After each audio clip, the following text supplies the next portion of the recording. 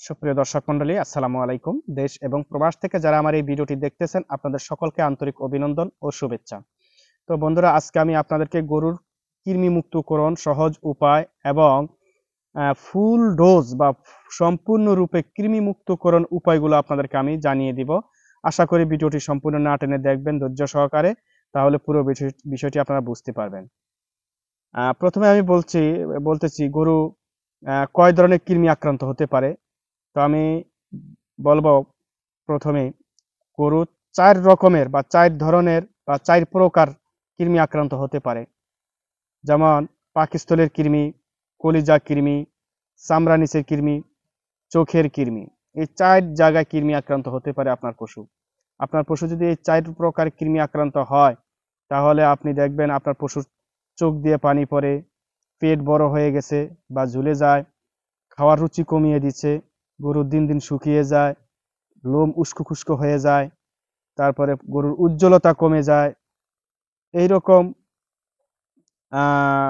অবস্থা গরু দিন দিন কিন্তু একেবারে হাড্ডিসার হয়ে যায়। আপনি যত ভালো ভালো খাবার খাওয়ান না কেন, গরু কিন্তু দিন দিন শুকিয়ে যাওয়ার কারণ হচ্ছে আপনি যে পুষ্টিকর খাবারগুলা খাওয়ান তার অধিকাংশ কিন্তু এই পরজীবী বা এই কৃমিগুলো শুষে নেয়। খাবারের অধিকাংশ পুষ্টিগুণগুলো এরা যখন ভাগ বসায় বা খেয়ে ফেলে, তখন গরুর শরীরে পুষ্টি উপাদান তো ঢোকেই না, যার জন্য কিন্তু তারা দিন দিন দুর্বল হয়ে পড়ে এবং গরু জীর্ণ শীর্ণ হাড্ডিসার হয়ে যায়। তা আসুন, এটা থেকে সম্পূর্ণরূপে আপনার পশুকে বা আপনার গরুকে কৃমিমুক্ত করার জন্য আপনাকে প্রপার ট্রিটমেন্ট আপনাকে দিতে হবে। তো প্রপার ট্রিটমেন্ট হিসেবে আপনি যদি কৃমিমুক্ত করতে চান, আপনার পশুর তাপমাত্রা সর্বপ্রথমে মেপে নেবেন। আপনার পশুর তাপমাত্রা স্বাভাবিক আছে কিনা, যদি থাকে তাহলে আপনি প্রথমে কৃমিমুক্তকরণ ইনজেকশন দেওয়ার আগে অ্যান্টিহিস্টামিন গ্রুপের একটি ইনজেকশন দিয়ে নেবেন। অ্যান্টিহিস্টামিন গ্রুপের ইনজেকশনের মধ্যে যেমন এস্টাবেট আছে, অথবা এলারবেট আছে, অথবা হিস্টাবেট আছে। এই জাতীয় অ্যান্টিহিস্টামিন গ্রুপের ইনজেকশন প্রতি 50 কেজির জন্য 5 মিলি করে গভীর মাংসে প্রয়োগ করে দিবেন। এরপরে যেটা দিবেন, চামড়ার নিচে আইভারমেকটিন গ্রুপের ইনজেকশন দিবেন। যেমন টেকনো কোম্পানির আছে ভার্মিক, একমি কোম্পানির আছে এমেকটিন প্লাস।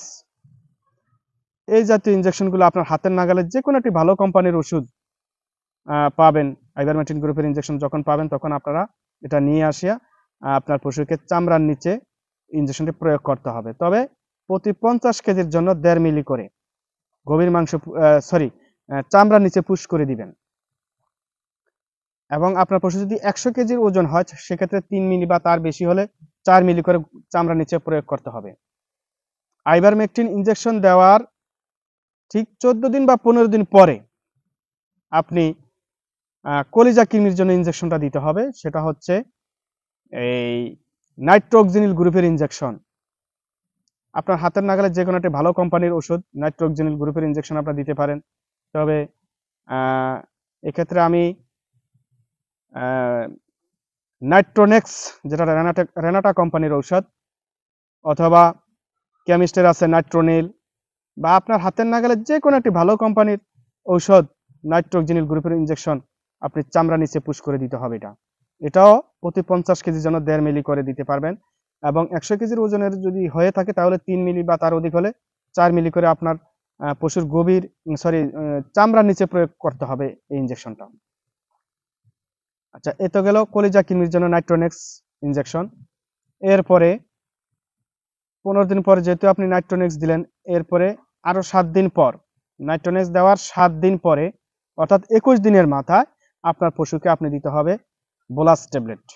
যেমন সম্পূর্ণরূপে কৃমিমুক্ত করার জন্য, যদি কিছুটা থেকেও যায় তাহলে বোলাস ট্যাবলেটে কভার করে দিবে আপনার পশুর কৃমিমুক্তকরণ বা বের করে দিবে। যেটা হচ্ছে এলটিবেট দিতে পারেন, তারপরে রেনাডেক্স দিতে পারেন, অথবা এন্টিওয়ার্ম দিতে পারেন। আপনার হাতের নাগালে যে কোনো একটি ভালো কোম্পানির এই কৃমিমুক্তকরণ ট্যাবলেটগুলো আপনি গরুকে দিতে পারেন। তবে প্রতি 50 কেজির জন্য একটি করে বোলাস বা ট্যাবলেট আপনার পশুকে দিতে হবে। এবং যদি 80 কেজি বা তার বেশি হয় তাহলে 2টো করে ট্যাবলেট বা বলাস আপনার পশুকে খাইয়ে দিতে পারেন। তো এভাবে খাওয়ানোর পরে আপনার পশু সম্পূর্ণ কৃমিমুক্ত হয়ে যাবে।